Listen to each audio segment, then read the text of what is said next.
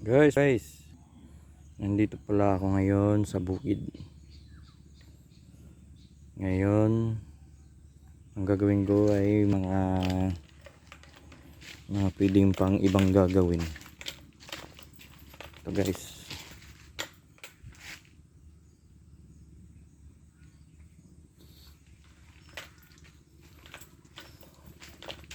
Maya pa ako uwi kasi kailangan kong tapusin pagbunot ng mga damo.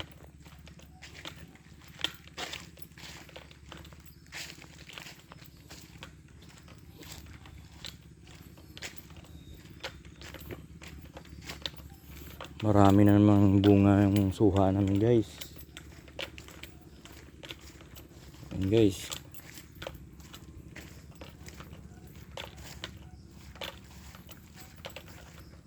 Pati papaya din namin guys. Yun. Daming bunga.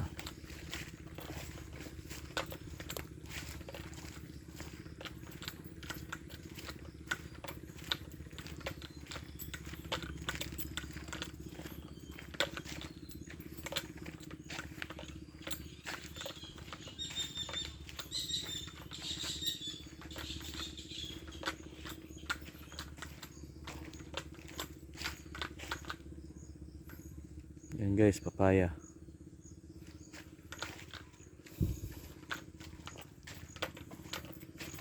Papunta na tayo doon sa Kamaisan.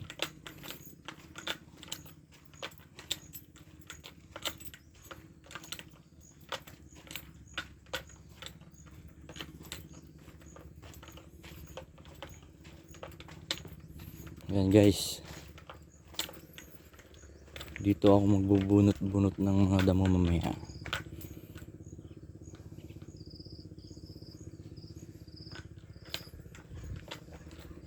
Saka nandun din yung mga munggo namin. Mani. Saka 3 puno ng talong. Yan guys.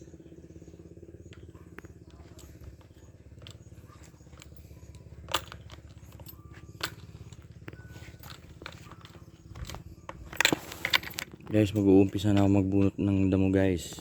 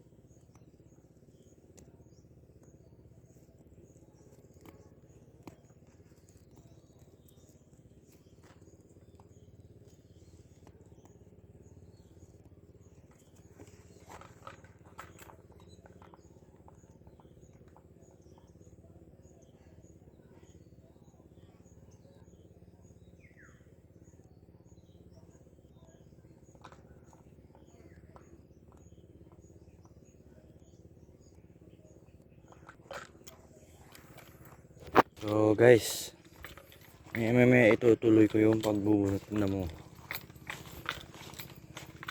Check ko muna itong mga munggo kung anong nangyari. Kumusta na sila dito. Yan guys. Ito guys, mga munggo ko. Medyo malalaki na pero yung iba hindi pa. Yung dun banda ang malalaki na. Siguro maganda siguro lupa dito.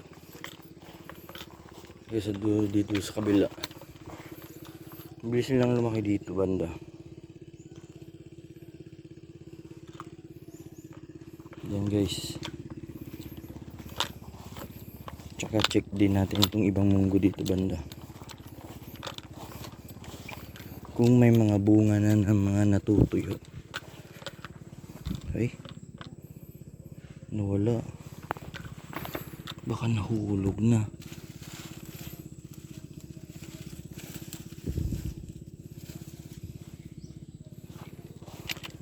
Ito guys, meron na guys. Ayan.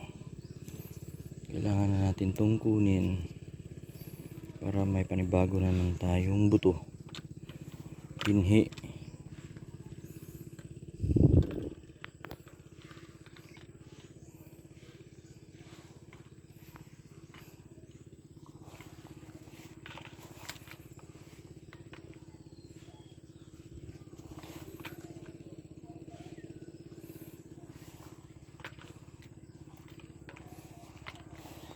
Ito guys, mga papaya namin guys.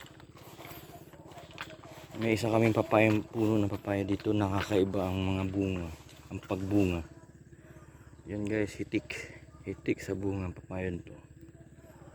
Yan guys. Ayos. Pero yung ibang papaya dito, simple lang. Hindi katulad nitong isang ito. Grabe. Hitik. Kaya tinukuran na ng kahoy ni Papa. Kasi parang natutumba na eh. Nabibigatan na siguro sa mga bunga. Kaya baka balang araw, sa susunod na araw eh mabawasan nga to. Gawing atsara. Diba guys? Ayos guys. Mga ampalaya namin natutuyo na din.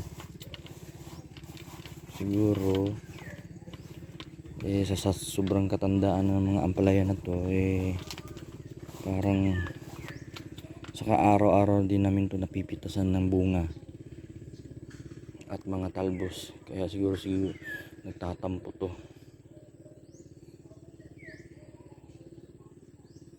Sige guys, magbubunot muna ako ng bunga guys. Ay bunga, yun damo.